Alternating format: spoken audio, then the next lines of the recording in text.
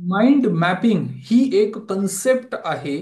Mind mapping ज्यामध्ये neuro pathway design होतो. Neuro pathway.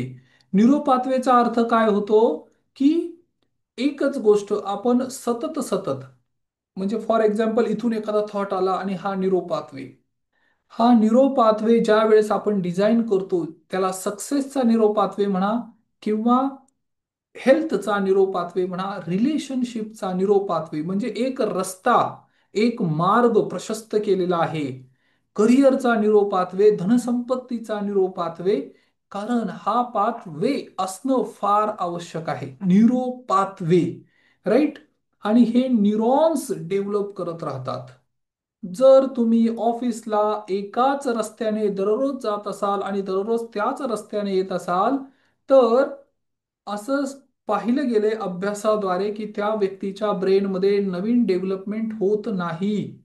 जो व्यक्ती, आणि हा प्रयोग लंडनमध्ये केला गेलेला आहे, तिथल्या ज्या टॅक्सी ड्रायव्हर आहेत त्यांच्या ब्रेनचा ज्यावेळेस सर्वे झाला किंवा परीक्षण झालं, तर लक्षात आलं की यांच्यामध्ये क्विक डिसिजन, निर्णय घेण्याची क्षमता ही सामान्य व्यक्तींच्या तुलनेत 70 ते 80% जास्त आहे. का? कारण त्यांना दररोज नवीन चॅलेंजेस मिळतात. दररोज नवीन चॅलेंजेस, नवीन रूट, नवीन पाथवे. आणि हे सर्च करत असताना ब्रेन, जो फ्रंटल कॉर्टेक्स आहे, याला सुद्धा ऍक्टिव्हेशन मिळतं किंवा चालना मिळते नवीन काहीतरी करण्याची, किंवा जीवनामध्ये ज्याला म्हणता येईल ना क्रिएटिव्हिटी करण्याची एक संधी प्राप्त होते.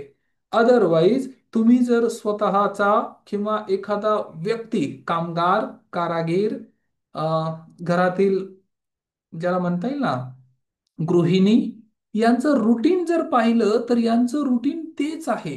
वर्षानुवर्ष, वर्षानुवर्ष. ह्या वर्षी जे केलं तेच मागच्या वर्षी, त्याच्या मागच्या वर्षी, त्याच्या मागच्या वर्षी, वर्षानुवर्ष एकच रुटीन.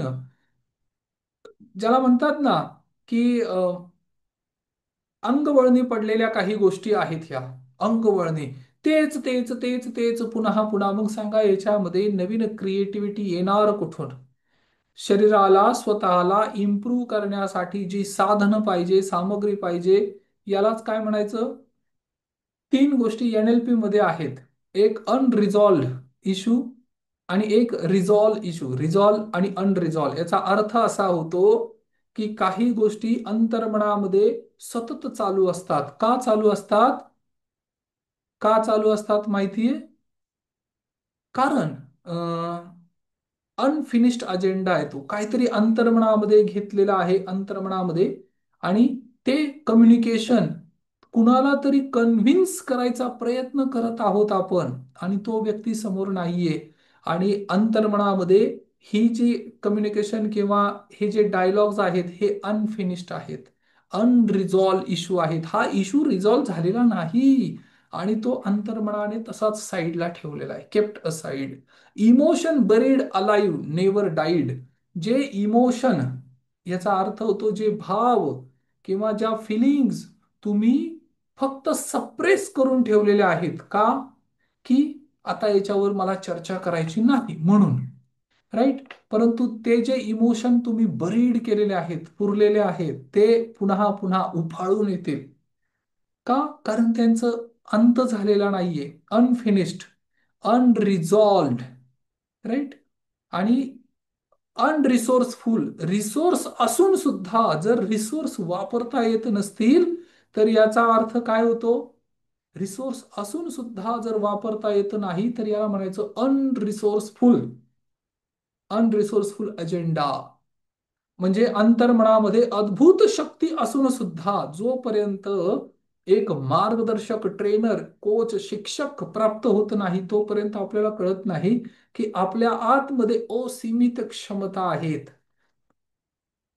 येथं उदाहरण देता येईल भगवान हनुमानजी, राईट.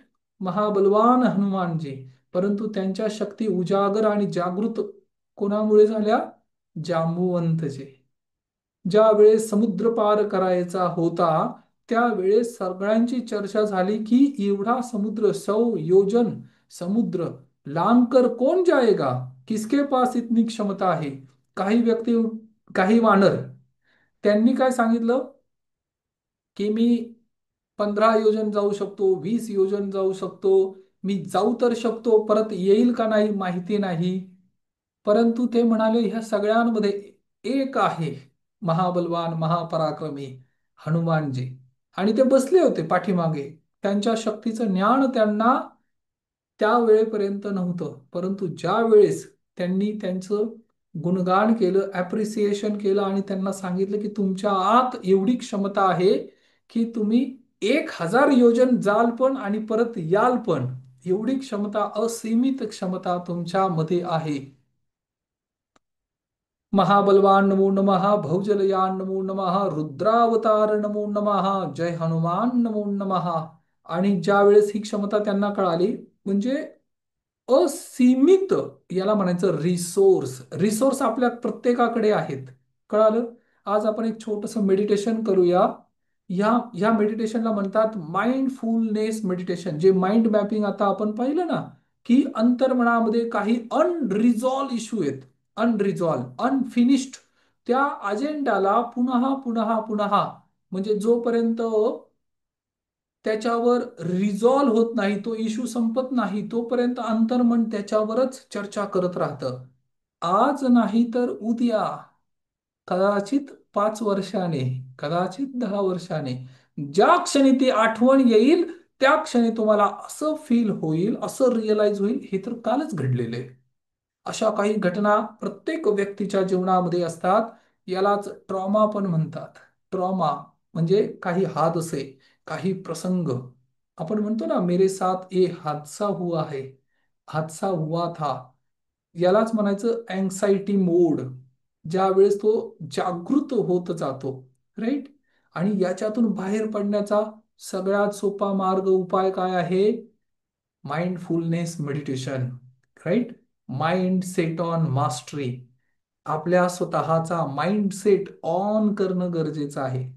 जे तुम्हाला तुमच्या जीवनात हवं आहे त्याच्यासाठी माइंडसेट ऑन करावा लागेल. कळालं? मर्यादा कुणी घातलेली आहे? मर्यादा आपण स्वतः आपल्याला घातलेली आहे. 1 रुपया आणि 1 लाख रुपये दोघांची ऊर्जा शक्ती समान आहे, अगदी समान आहे. जर तुम्ही 10 रुपये कमवू शकता, तर तुम्ही 10 लाख रुपये सुद्धा कमवू शकता. Yes, it is possible. फक्त ती ऊर्जा शक्ती, एनर्जी देणं आवश्यक आहे. आणि याच्यामध्ये काय होतं माहितीये? अनवर्दीनेस येतो. अनवर्दीनेस ही फिलिंग आहे आतमध्ये. जर कोणी म्हणाल आप भी 10 लाख रुपए कमा सकते हो, तर अपने लिए कहा सर, हम तो बस छोटे से, राईट. आम्ही छोट्याशा खेडेगावातून आलेलो, किंवा आमचं शिक्षण नाही, हमारे लिए कहा सर. हा जो आतून पहिलं फिलिंग किंवा जे वाक्य निर्माण होतं ना, जे सजेशन येतं, याला काय म्हणायचं? हा, अंतर्मनातले डायलॉग आहेत हे. Unworthiness, right. किंवा मी कुठे पात्र आहे, डिझर्व नाही करत, डिझर्व नाही करत, अनवर्दीनेस. आणि ह्या आतून मर्यादा आहेत. बाहेर असे काही व्यक्ती आहेत जे उद्योजक आहेत, उद्योजक, एंटरप्रुनर, किंवा ज्यांचा बिझनेस लाखो रुपयांचा टर्न ओव्हर आहे, परंतु त्या व्यक्तींना आत म्हणून, अंतर्मनातून आज सुद्धा भीती वाटते, इनसिक्युअर फील होतं, राईट. आणि काही माता भगिनी, गृहिणी अशा पण आहेत, किंवा गृहिणी नाही तर बाहेरच्या कार्य करणाऱ्या महिला पण आहेत, MBA झालेल्या आहेत आणि अर्निंग करत आहेत, परंतु त्यांच्या अंतर्मनात फिलिंग काय आहे? की पैसा माझ्याकडे टिकत नाही. हे काय आहे? हे एक फिलिंग आहे, हा एक पॅटर्न आहे. आणि हा पॅटर्न, तीच गोष्ट तुमच्या जीवनात पुन्हा आकर्षित करते. काही व्यक्ती ऑफिसमध्ये आहेत ज्यांना प्रमोशन हवं आहे, परंतु रिटर्न मध्ये ते काय करतायत? ते रिझर्व राहतायत. म्हणजे त्याच ऑर्गनायझेशन, संस्थेची ते क्रिटिसिझम करतात, म्हणजे निंदा करतात, तक्रार करतात. आणि रिटर्न मध्ये काय पाहिजे त्यांना? अप्रिसिएशन पाहिजे, प्रमोशन पाहिजे. कसं शक्य आहे? ह्या दोन कॉन्ट्रोवर्सी झाल्या, राईट. हे माइंडफुलनेस मेडिटेशनने आपण कंट्रोल करू शकतो. सगळ्यात आधी आपल्याला, तुम्हाला काय हवं आहे याचं लिस्ट बनवावी लागेल, याची यादी करावी लागेल. ज्या वेळेस ती यादी कराल आणि त्याच्यावर फोकस ठेवाल, फोकस राहील, आणि लक्षात ठेवा, जुना पॅटर्न पुन्हा येतो. राईट. हा ओल्ड पॅटर्न जो आहे, मी जे म्हणतोय ना, रेकग्नाइज युअर इमोशनल पॅटर्न. सर्वात आधी आपल्याला आपले इमोशनल पॅटर्न काय आहेत हे शोधणं आवश्यक आहे. खरोखर मी कंटेनमेंटचा अर्थ परिपूर्णतेच्या फिलिंग मध्ये आहे किंवा नाही, हे ओळखणं गरजेचं आहे. कंटेनमेंट, राईट, म्हणजे परिपूर्णता. माझ्या जीवनात सॅटिस्फॅक्शन, समाधानी, माझ्या जीवनात सगळं काही आहे, भरपूर आहे. बरोबर. ही प्रार्थना खरोखर येते का आपल्या मनात? ही प्रार्थना आणणं फार गरजेचं आहे. म्हणजे कंटेनमेंटचे भाव निर्माण करणं गरजेचं आहे. एक पेज मी शेअर करतो तुमच्या बरोबर. याच्याने सुद्धा बऱ्याच गोष्टी लक्षात येतील. हं.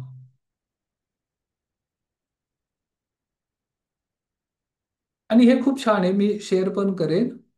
या अनादि अनंत जगात मी ज्या ठिकाणी आहे तिथे सगळे निर्दोष, समग्र आणि परिपूर्ण आहेत. आणि तरी सुद्धा जीवन सतत बदलत असतं. त्याला आदी नाही आणि अंतही नाही, परंतु वस्तूंचे आणि घटनांचे सतत चक्र चालू असते. आयुष्य कधीही थांबलेले नाही, स्थिर किंवा जुने पुराणे नसते. प्रत्येक क्षण हा नवीन आणि ताजा असतो. प्रत्येक क्षण जो आता आपल्या जीवनामध्ये येतोय हा नवीन आणि अति फ्रेश, ताजा आहे. ज्या विश्वकर्म्याने मला निर्माण केलं आहे त्याचीच शक्ती माझ्या आत आहे. त्याने मला स्वतःचं जग निर्माण करण्याची शक्ती दिलेली आहे. माझी मनशक्ती मी माझ्या मर्जीनुसार कशीही वापरू शकतो, त्याच्यात बंधन नाही. तुम्हाला मनशक्ती दिलेली आहे, तुम्हाला पॉवर दिलेली आहे. त्या पॉवरचा, शक्तीचा उपयोग तुम्ही तुमच्या मर्जीनुसार, तुमच्या इच्छेनुसार जसा हवा तसा करू शकता. ब्रह्मांड किंवा युनिव्हर्स असं नाही म्हणणार की तू दुरुपयोग करतोय किंवा सदुपयोग करतोय, नाही. हा, रिटर्न फळ मात्र मिळणार. माझी मनशक्ती मी माझ्या मर्जीनुसार कशीही वापरू शकतो आणि याचा मला खूप आनंद होतो. मागून पुढे जाताना प्रत्येक क्षण हा नवीन असतो. आत्ताचा हा क्षण माझ्यासाठी एक नवीन सुरुवात घेऊन आला आहे. माझ्या जगात सगळं काही चांगलं आहे. माझ्या जीवात, माझ्या जीवनात सगळं काही चांगलं आहे. ज्या वेळेस हे भाव प्रकट होत जातील त्यावेळेस तुम्हाला खरोखर प्रत्यक्ष प्रत्यय येईल की I am one of the best fortuner. म्हणजे ज्याचं फॉर्च्यून, ज्याचं भविष्य उज्ज्वल आहे, असा एक मी आहे. परंतु याला मर्यादा कोण घालते माहितीये? मर्यादा आपले स्वतःचे विचार, आपल्या स्वतःच्या लिमिटेशन, बिलीफ, लिमिटिंग बिलीफ म्हणतात याला. मर्यादित विश्वास, लिमिटिंग. प्रत्येक ठिकाणी मर्यादा किंवा एक बांध घातलेला आहे. राईट. हा बांध तोडणं आवश्यक आहे. बरं, याच्यासाठी एक छोटासा प्रयोग आपण करूया. अगदी डोळे उघडे ठेवून केला तरी सुद्धा चालेल. तुमच्या समोर आता कोण आहे? स्क्रीन आहे. काहीतरी बघत असाल तुम्ही. जर तुम्ही मांडी घालून बसलेला असाल, खुर्चीवर बसलेला असाल, झोपून बघत नसाल तर. राईट. तुमच्या समोर स्क्रीन आहे. स्क्रीनवर मी तुम्हाला दिसतोय. माझे शब्द तुमच्या कानावर पडत आहेत. राईट. आणि अंतर्मनामध्ये काही फिलिंग होत आहे. परंतु एका क्षणासाठी मी जर तुम्हाला सांगितलं, जर तुमच्या घरात फ्रीज आहे तर ते फ्रीजचं जस्ट इमॅजिन करा, व्हिज्युअलाइज करा. क- किंवा व्हिज्युअलाइजचा अर्थ अंतर्मनातल्या डोळ्यांमध्ये, चक्षु जे अंतरचक्षु आहे त्याच्यामध्ये पहा, कल्पना करा. इमॅजिनेशनचा अर्थ कल्पना होतो, व्हिज्युअलाइज म्हणजे निर्माण करणं होतं. राईट. तर हा, ते व्हिज्युअलाइज करा. जो काही फ्रीज तुमचा आहे त्या फ्रीजचा कलर तुम्हाला दिसतोय? येस, दिसतोय. कळालं? तो मी जर म्हणालो तो निळा फ्रीज आहे, तो म्हणाल नाही नाही, तो टोमॅटो कलरचा आहे, रेड आहे, मरून रेड आहे, किंवा मरून आहे, किंवा लाल, काळा, निळा, पिवळा जो काही आहे, हिरवा, कुठलाही असेल, तर तो तुम्हाला फ्रीज कलर सहित दिसतोय. आणि मी काय सांगितलं, जस्ट इमॅजिन करा, तुम्ही बाहेर कडक ऊन आहे, उन्हाळ्याचे दिवस आहेत, 12 वाजलेले आहेत, आणि तुम्ही घरी आलेला आहात, तुम्हाला खूप तहान लागलेली आहे, बाहेर तुम्ही पाणी पिलेलं नाही, आणि आता तुम्ही घरी आलेला आहात, आणि तो फ्रीज तुम्ही ओपन केलेला आहे, राईट? किंवा कदाचित त्या फ्रीजमध्ये ठेवलेली थंडगार पाण्याची बाटली, छोटीशी बाटली, अति थंड नाही पण तुमच्या पिण्यायोग्य आहे, पण ती पाण्याची बाटली तुम्ही काढलेली आहे, आणि त्या बाटलीला स्पर्श केल्यानंतर, त्या बॉटलला हातात घेतल्यानंतर तुम्हाला त्याचे थंडगार स्पर्श जाणवतोय, राईट? एकदम म्हणजे फ्रीज मधली बॉटल कशी असते अगदी तशी ती बॉटल तुम्ही पकडली आहे, आणि काचेची बॉटल आहे कदाचित, आणि त्या बॉटलला तुम्ही हात लावले आणि त्याच्यातनं दवबिंदू पडत आहेत, दवबिंदू असे, हात ओला झालेला आहे, आणि ते पाणी तुम्ही ग्लासात ओतताय, बरोबर? आणि आता त्या पाण्याचं फिलिंग बघा, ते टेक्स्चर बघा, त्या पाण्याचा कलर बघा, राईट?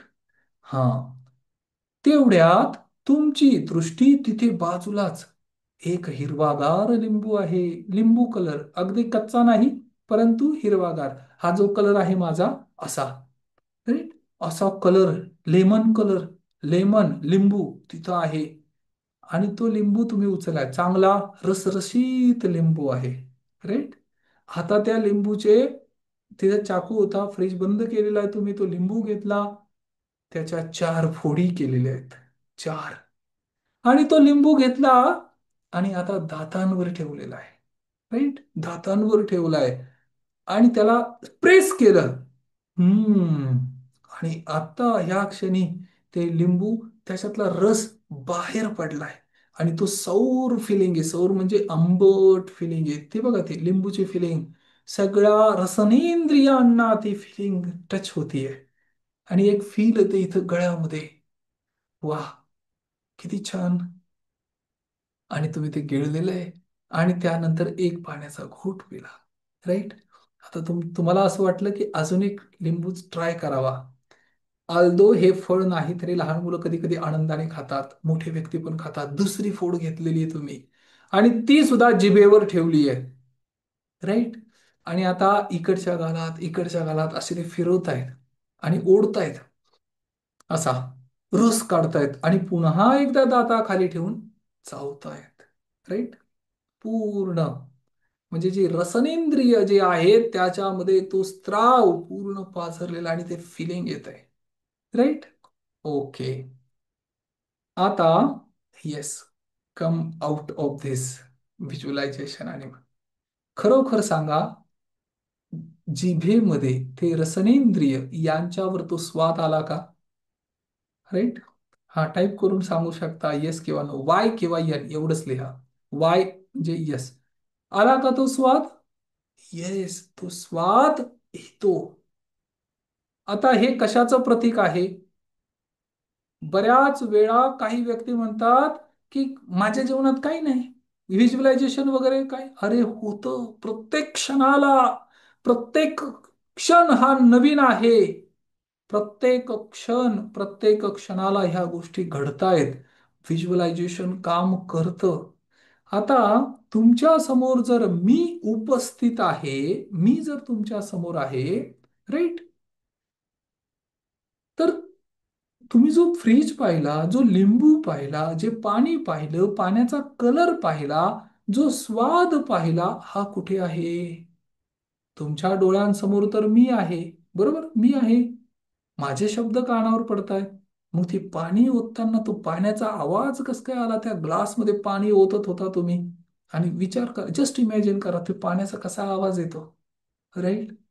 हा, याला म्हणायचं हे पंच ज्ञानेंद्रिय माइंडफुलनेस मेडिटेशन. तुम्ही कुठल्याही स्थितीमध्ये असा, त्याच्यातून क्विक, काही सेकंदात जर तुम्हाला बाहेर पडायचं असेल, तर त्यासाठी हे मेडिटेशन फार फार महत्वाचं आहे, कळालं? आणि असं तुम्ही ह्या पंच ज्ञानेंद्रियांबरोबर पण करू शकता. काहींच्या मुखामध्ये तो स्वाद अजून सुद्धा असेल, माझ्या पण आहे. राईट. आणि याच्याने आपल्याला हे सिद्ध होईल की आपण निर्माण करते आहोत.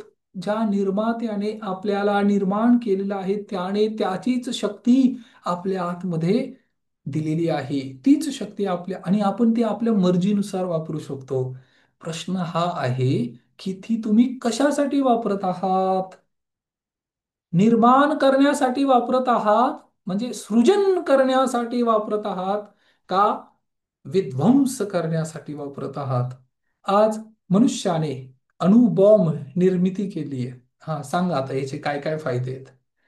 अणुबॉम्ब निर्मिती केलेली आहे, अस्त्र शस्त्र निर्माण केलेले आहेत, रॉकेट निर्माण केलेले आहेत, अ, कितीतरी मिसाईल निर्माण केलेले आहेत. हा, सांगा आता फायदे काय काय आहे त्याचे. याचा एकच फायदा आहे, असुरक्षिततेपासून, जी असुरक्षिततेची फिलिंग आहे किंवा सुरक्षितता निर्माण करण्यासाठी हे वेपन निर्माण केलेले आहेत. परंतु हे फक्त एका देशाकडे आहेत का? हे संपूर्ण विश्वात आहेत. मग मनुष्याने निर्माण केलेलं अस्त्र शस्त्र हे त्याचंच विध्वंस करण्यासाठी आज कारणीभूत ठरणारे मशिनीचं युग आहे हे. कळालं? तरी सुद्धा अंतर्मनामध्ये जर ही सद्भावना असेल की ह्या विश्वाचं मंगल हो, कल्याण हो, तरी सुद्धा ह्या विश्वाचं भलं होण्यासाठी एक निमित्त मात्र आपण ठरू शकतो. कळालं? सृजन करण्यासाठी जी अंतरशक्ती, अंतर्मनातील जी शक्ती सामर्थ्य आपल्याला प्राप्त झालेलं आहे याचा उपयोग करायचा आहे. विध्वंस करण्यासाठी नाही, किंवा आपल्या जीवनामध्ये स्वतःचाच अजून अधोगती करण्यासाठी नाही, तर प्रगती करण्यासाठी, ऊर्ध्वमुखी होण्यासाठी, आपली सर्व स्वप्न साकार करण्यासाठी तुम्ही निर्माण करू शकता.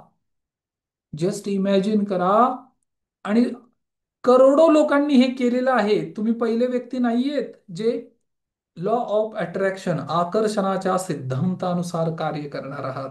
हा लॉ ऑफ असोसिएशनचा रूल आहे. असोसिएट व्हावं लागेल आधी. कळालं? आता पुन्हा पुन्हा मी हा प्रश्न विचारतो की ह्या सृजन शक्तीचा उपयोग तुम्ही कशासाठी करणार आहात? काय ठरवलेलं आहे तुम्ही? बरेच व्यक्ती बघा सतत तक्रार करत राहतात ना, पहाटे जाग येत नाही, व्यायाम होत नाही, कंटाळा येतो. अरे कंटाळा येतो कस काय? तो निर्माण केलेला आहे तुम्ही, तो तुमच्या आतमध्ये आहे. उत्साह तुमच्या आतमध्ये आहे आणि निरुत्साह पण आतमध्ये आहे. तुम्ही कशाचं निवड केली, चयन काय केलेलं आहे? आणि जेवढे पण हे महान व्यक्ती होऊन गेलेले आहेत, स्पोर्ट्समॅन असतील किंवा इंडस्ट्रीमध्ये असतील, उद्योजक असतील किंवा बॉलिवूड हॉलिवूड मधले हे अभिनेते असतील, किंवा जे पण आता सक्सेसफुल व्यक्ती आहेत त्यांच्या जीवनामध्ये, इवन ज्यांनी पण हा शोध लावलेला आहे, किंवा इलेक्ट्रिक बाईक, कार, ज्या पण काही गोष्टी केलेल्या आहेत, एलॉन मस्क असेल किंवा बिल गेट्स असतील, असे मोठमोठे व्यक्ती ज्यांनी रिसर्च केलेला आहे, नवीन व्यक्ती, ह्या नवीन टेक्नॉलॉजी ह्या जगाला दिलेली आहे. ह्या प्रत्येक व्यक्तीकडे मर्यादा होती ना, का त्यांना रेडीली अवेलेबल दिलं होतं सगळं काही रेडीमेड? सचिन तेंडुलकर स्पोर्ट्समॅन मध्ये किंवा स्पोर्ट्स, एक असे खेळाडू ज्यांनी त्यांचं नाव पूर्ण विश्वात केलेलं आहे किंवा नाही. 10वीला स्ट्रगल केलेली व्यक्ती, 10वी 10th मध्ये, पण 10वीच्या पाठ्यक्रमात, पुस्तकात त्यांचा चॅप्टर आहे. कळालं? निर्माण केलं, निर्माण करू शकतात. प्रत्येक व्यक्तीमध्ये हे सामर्थ्य आहे. परंतु प्रश्न हा आहे की आपण काय चयन केलेलं आहे, काय निवडलेलं आहे, काय चॉईस आहे आपली. Are you getting it? आणि दुर्दम्य इच्छाशक्ती असेल तर ह्या शक्तीचा सृजनमध्ये उपयोग करणं गरजेचं आहे. राईट? आणि बऱ्याच वेळा म्हणतात ना, आम को खा, पेड़ की गिनती क्यों करते हो? तुम्हाला तसं एंड रिझल्ट काय पाहिजे आहे त्याचा विचार करायचा आहे. ते कसं होईल, काय होईल, प्रोसेस काय आहे, यामध्ये इन्व्हॉल्व, याला व्हिज्युअलायझेशन नाही म्हणत. हे व्हिज्युअलायझेशनच्या अगेन्स्ट आहे. पण एंड रिझल्ट, तुम्हाला जो इच्छित परिणाम हवा आहे त्याच्यावर कार्य करायचंय. तर माइंडफुलनेस मेडिटेशनचा जर तुम्ही उपयोग केला, आणि हे कधी होईल माहितीये, याच्यासाठी कमिटमेंट आणि डेडिकेशन पाहिजे. राईट. अडी अडचणी, संकट आणि समस्या येणार. जर तुमच्याकडे पंचपक्वान वाढून दिलं, रेडीली अवेलेबल, आणि तुम्ही जेवायला बसलात, तर याच्यात काय मोठेपणा आहे? काही नाही, कुणीतरी वाढून दिलं आणि फक्त आता जेवण करायचं आहे. नाही. पण जे मेहनत करून प्राप्त कराल ना, सक्सेस स्टोरी लिहिली जाईल. मग ती स्वतःच्या कष्टाने निर्मित, म्हणजे इफर्ट्स तुमचे आहेत, आणि तुम्ही जर निर्माण केलं आहे, तर त्याला म्हणतात यशोगाथा. राईट.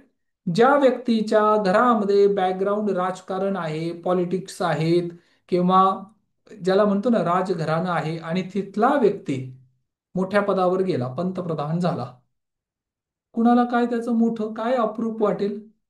कुणाला काय नाही. का कसली यशोगाथा त्याच्यात? ज्याच्या घरात ऑलरेडी संपन्नता आहे आणि तो IAS झाला किंवा IPS झाला, चांगली गोष्ट आहे, झाला. परंतु जो मेंढपाळाचा मुलगा आहे, हा ज्या वेळेस IPS होतो, त्यावेळेस ती यशोगाथा आहे. त्या त्या स्टोरीकडे पाहण्याची प्रत्येक व्यक्ती ती स्टोरी वाचण्यासाठी, ऐकण्यासाठी लालायते, की अरे कसं काय झालं हे. उत्सुकता आहे, क्युरिओसिटी आहे. आणि त्या व्यक्तीला ज्या वेळेस विचाराल, त्यावेळेस त्याला फील होईल, की प्राऊड फील होईल, अभिमान, की येस, मी काहीतरी प्राप्त केलं. लक्षात येते प्रत्येकाला? हे फार महत्वाचं आहे. वयाची अट नाही, कुठल्याही वयात हे इन्व्हेन्शन झालेले आहेत. राईट. आणि होऊ शकतात. Yes, it is possible. फक्त यामध्ये ते अंतर्मनातील शक्ती जागृत करावी लागेल. पंच ज्ञानेंद्रिय जे प्राप्त झालेले आहेत, स्पर्श, रूप, रस, गंध आणि ध्वनी, या सर्वांचा उपयोग आपल्याला करावा लागेल. कशासाठी? आपलं ध्येय किंवा गोल प्राप्त करण्यासाठी, हे अचीव करण्यासाठी, हे ज्ञान, याचा उपयोग करावा लागेल. राईट. काही हरकत नाही. आता तुम्ही जिथं पण आहात, ज्या पण स्थितीमध्ये आहात, काही हरकत नाही. परंतु वही, पेन, पुस्तक घेऊन, आणि खरोखर हे जर सिद्ध करायचं असेल ना, तर याच्यासाठी काही रुटीन आहेत, डेली रिच्युअल आहेत. काहीही झालं, जग इकडचं तिकडं उलट पालट झालं तरी सुद्धा ध्यान सोडायचं नाही. प्राणायाम करायचाच, मेडिटेशन करायचंच, अंतर्मनाला सूचना द्यायच्याच, सकारात्मक सूचना द्यायच्याच, अफर्मेशन बोलायचेच. आपला स्वतःसाठी जो 1 तास वेळ ठेवलेला आहे, हा युटिलाइज करायचाच. हेल्थसाठी, आरोग्यासाठी जे रुटीन ठरवलेलं आहे, एक्सरसाइज ठरवलेला आहे, हा करायचाच. 12 सूर्यनमस्कार नाही जमले, काही कारणास्तव, 2 तरी करायचेच. लक्षात येते सगळ्यांना? हा. नित्य नेम नामी तो नर दुर्लभ, लक्ष्मी वल्लभ तया जवळी. आणि जर तुम्ही इतिहास काढून जर वाचलात ना, तर यामध्ये अशाच गोष्टी बऱ्याच, म्हणजे जे पण काही महान व्यक्ती झाले, ते हे सहजासहजी नाही झालेले. हे रेडीमेड नव्हतं. हे संघर्षाने निर्माण, संघर्ष म्हणजे त्यांची दुर्दम्य इच्छाशक्ती. असं नका समजू की व्हिज्युअलायझेशन मध्ये पण तुम्ही म्हणाल की मला संघर्ष करून मी हे प्राप्त केले. प्रोसेस लिहायची नाही, एंड रिझल्ट लिहायचा आहे. याचा अर्थ असा नाही, बऱ्याच व्यक्तींना जर विचारलं ना, तुम्ही एवढी मेहनत का करता, ते म्हणतात एक दिवस मी बसून आरामात, आनंदात एन्जॉय करेल लाईफ. अरे एन्जॉय करण्यासाठी पूर्ण आयुष्य आहे. तुम्ही जी दिवसभर मेहनत करताय ना, ती पण एन्जॉय करण्यासारखी आहे. हा फक्त माइंडसेट ऑन करावा लागेल. माइंडसेट, ज्या वेळेस तुम्ही एखादं कार्य करत आहात ना, ते कार्य करताना अंतर्मनात हे फिलिंग पाहिजे. काय? ज्यावेळेस एखादा चित्रकार, पेंटर पेंटिंग करतो, चित्र ड्रॉ करतो, काढतो, तर तो तासन तास त्या कलेमध्ये डुंबून जातो. राईट. हा, याला म्हणायचं छंद. त्यात त्याला त्रास होतो का आनंद मिळतो? पण हेच एखाद्या व्यक्तीला सांगितलं, कामगार, काम करणारा वर्कर किंवा मजूर, तर ते कसं करतील हे काम? मला 8 तास फक्त भरायचेत. राईट?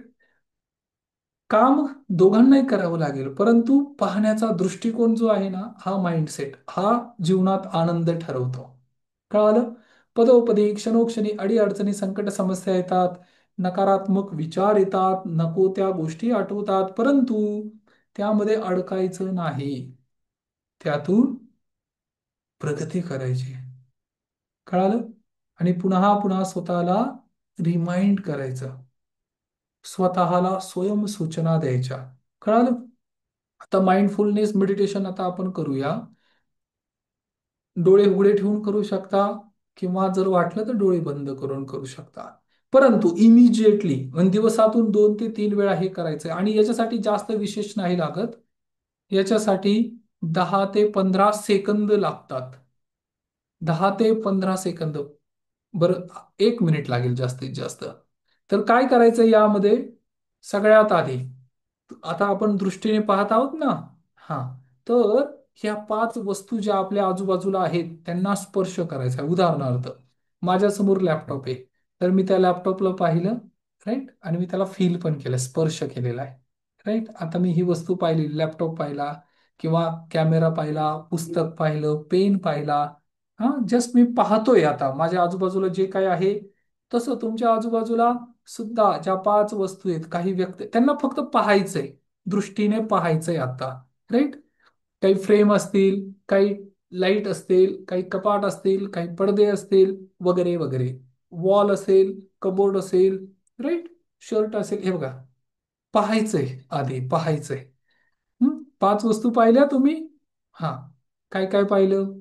जे पण काही पाहिले, कपाट असेल, कपडे असतील, पडदे असतील, वॉल असेल, लाईट असेल, फ्रेम असेल. राईट? हे सगळं पाहिलं तुम्ही.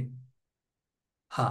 आता हे पाहिलं, हे पाहत असताना तुम्ही जागरूक होता ना?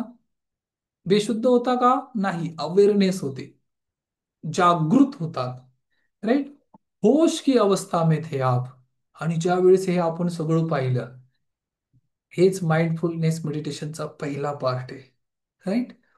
आतापर्यंत जे कार्य करतो ते बेशुद्ध अवस्थेत करत होतो. आता, आणि बऱ्याच वेळा आपल्या समोर हे असतं. अं, हे लिओ लुसी आलेले आहेत. ओके. Very good. एक मिनिट हा. मी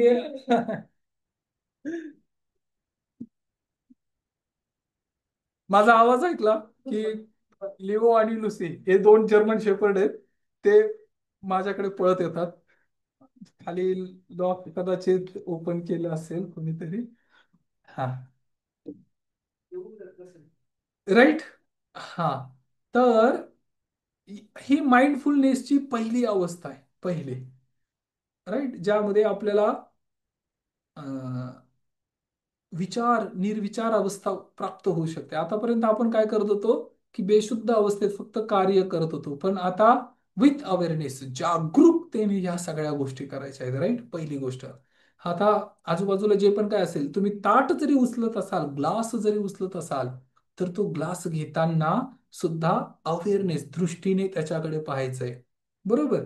आता ज्या वस्तू आपण चर्चा केली त्याला स्पर्श करायचा आहे, म्हणजे पहिल्यांदा आपण दृष्टीने पाहिलं, व्हिज्युअल केलं. आता त्याला टच करायचे, टच. आता उदाहरणार्थ, मी लॅपटॉपला स्पर्श केला. राईट? लिओ लुसीनी बघा, याच्यावर पूर्ण उड्या मारल्या अंगावर. हा. भिंतीला स्पर्श केला. कळालं? पुस्तक पुस्तकाला स्पर्श केला. राईट? दुसऱ्या पुस्तकाला स्पर्श केला. राईट? मोबाईलला स्पर्श केला. राईट? पेन, त्याला स्पर्श केला. अशा 5 किंवा 4, 5 4 3 2 1 असं करायचंय. अशा 4 वस्तूंना स्पर्श करा. स्पर्श करताना फील करा, फील करा. अरे, गुळगुळीत आहे. बरोबर? किंवा दुसरं काही कवर असेल किंवा टेबल असेल तर खडबडीत आहे, रफ आहे. बरोबर? असं स्पर्श करा. हाताला स्पर्श करा. हा, बघा कसं फिलिंग आहे. राईट? हा, स्पर्श, याला स्पर्श म्हणतात. हे करायचं इमिजिएटली. कुठेही असा, तुम्ही ऑफिसमध्ये असा, घरी असा, पाहुण्यांच्या घरी असा, कुठल्या समारंभात असा पण तिथं तुम्ही हे करू शकता. हा, हा दुसरा पार्ट झाला स्पर्श. म्हणजे पहिल्यांदा आपण व्हिज्युअल केलं, आता आपण कायनेस्थेटिक म्हणता येईल, टच, स्पर्श, स्पर्श केला. आता श्रवण करा. श्रवण, माझा आवाज येतोय बघा. हा, अजून काय येतोय? मला पक्ष्यांचा आवाज येतोय, किलबिलाट येतोय. हा, दरवाजा ओपन केला असेल कदाचित कोणी. बघा, दरवाजाचा आवाज आला. हा, कुणीतरी स्विच ऑफ केलं, त्याचा आवाज आला. आला, बरोबर. दरवाजा ओपन झाला, स्विच ऑफ झालं, पक्ष्यांचा आवाज आला, फॅन चालू असेल कदाचित, त्या फॅनचा आवाज आला. राईट. हा, ऐका जरा. कुठेतरी भजन चालू असेल, त्याचा भजनचा आवाज येतोय. ऐका, ऐका जरा. आणि काहीच नसेल, त्या घरात शांतता असेल, तर अनाहत नाद एक येत असेल. आणि यासाठी तुम्ही एक प्रयोग करू शकता. कानाजवळ हात ठेवा, असा हात ठेवा, आणि बघा,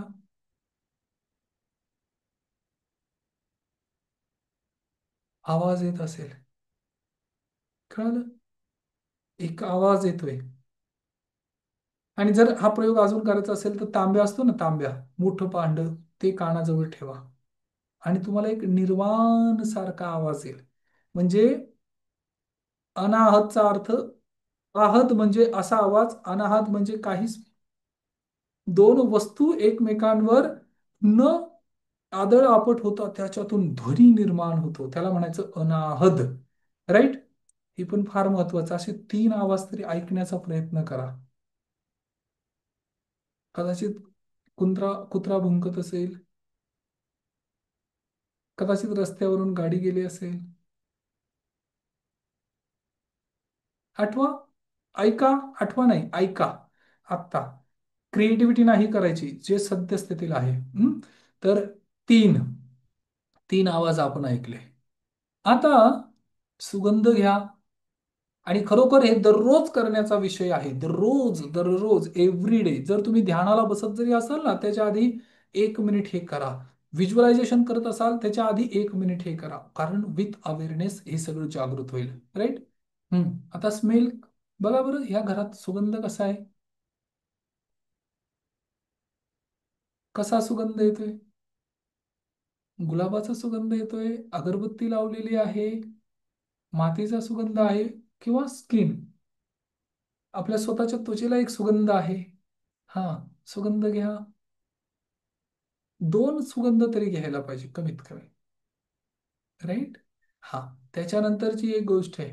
आता काय राहिलं? रस, चव. राईट. पाण्याचा एक सीप ज्या वेळेस आपण घेतो, आणि बघा, तो स्वॅलो करतो, हा, त्याची टेस्ट कशी आहे? आणि मगाशीच आपण एक प्रयोग केला, लिंबू, त्याची फोड जिभेवर ठेवल्यावरती टेस्ट कशी आहे? हा, छान आहे ना? राईट. Okay, very good. आता मला एक गोष्ट सांगा. या पाच ज्या काही प्रोसेस आपण केल्या, स्पर्श, रूप, रस, गंध, ध्वनी. राईट. सगळ्यात पहिल्यांदा आपण व्हिज्युअल केलं, नंतर ऑडिटरी केलं, नंतर कायनेस्थेटिक केलं, नंतर स्मेल, आणि नंतर टेस्ट. राईट. आता ह्या पाच प्रोसेस करत असताना अंतर्मनात काय विचार आला? कुठले? तुम्ही वर्तमान काळात होतात पूर्णपणे. राईट. पूर्णपणे. इवन मध्ये लिओ लुसी येऊन गेलेत, दोन जर्मन शेफर्ड, ते येऊन गेलेत. परंतु तरी सुद्धा आपण वर्तमान काळात होतो, अवेअरनेस होतो. यालाच माइंडफुलनेस म्हणायचं. कळालं? यालाच माइंड मॅपिंग म्हणायचं, यालाच न्यूरो पाथवे म्हणायचं. कारण ही जागृत अवस्था असताना आपण जे निर्माण करत आहोत, ते आपल्या जीवनात सत्यात उतरायला मदत होते. बाकी सगळं बेशुद्ध अवस्थेत करत आहोत. मनाच्या, अंतर्मनाच्या चार अवस्था आपण पाहिलेल्या आहेत. काय काय? अल्फा, बीटा, थीटा आणि डेल्टा. तर त्यामध्ये अल्फा अवस्थेत जाऊन, ज्यामध्ये अवेअरनेस पण आहे आणि अर्धजागृत मन सुद्धा ऍक्टिव्ह झालेलं आहे. तर ह्या दोनही अवस्था जिथे आहेत तिथे मेडिटेशन होतं, तिथे व्हिज्युअलायझेशन होतं आणि तिथे आपल्या जीवनात नवीन परिणाम, नवीन बदल घडायला मदत होते. लक्षात येते सगळ्यांना? This is what called mindfulness meditation आणि हे दररोज आपल्याला करायचं आहे. जर तुम्ही हा रेकॉर्डेड व्हिडिओ ऐकत असाल आणि ह्या पार्ट पर्यंत पोहोचला असाल, ह्या क्षणापर्यंत आत्ताच्या, तर हे आपल्या जीवनामध्ये दररोज करा. हा दररोज सराव करा कुठलंही कार्य करताना. ज्या ऑफिसमध्ये तुम्ही जाताय त्या ऑफिसचं निरीक्षण करा. तिथे 5 वस्तू पहा, तिथे तो एसी पहा, नंतर त्याचं फिलिंग पहा, स्पर्श पहा, ते हवा कशी स्पर्श करत आहे, ते वातावरण कसं आहे, त्या ज्या सोफ्यावर तुम्ही बसलेला आहात तिथे स्पर्श करा. म्हणजे तुम्ही पूर्ण एकरूप व्हाल त्या वातावरणाबरोबर आणि मग डील करा, मग कम्युनिकेशन करा आणि मग चर्चा करा आणि मग तुम्हाला रिअलाइज होईल, अरे आता मी पूर्णपणे जागृत अवस्थेमध्ये आहे. Right? This is what called सृजन.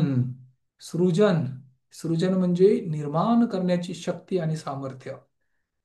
ऑफलाईन सेशनमध्ये किंवा ज्यावेळेस आपण प्रत्यक्ष भेटू त्यावेळेस मी ह्या काही गोष्टी, काही कृती प्रत्यक्ष करून घेतो. आणि जर आपला वर्कशॉप जो करायचा आहे यामध्ये 2-4 तास, 5 तास, 6 तासाचा जो वेळ मिळेल त्याच्यामध्ये पण ह्या कृती आपल्याला करून घेता येतील. राईट? तर आता आपण इथे थांबूया.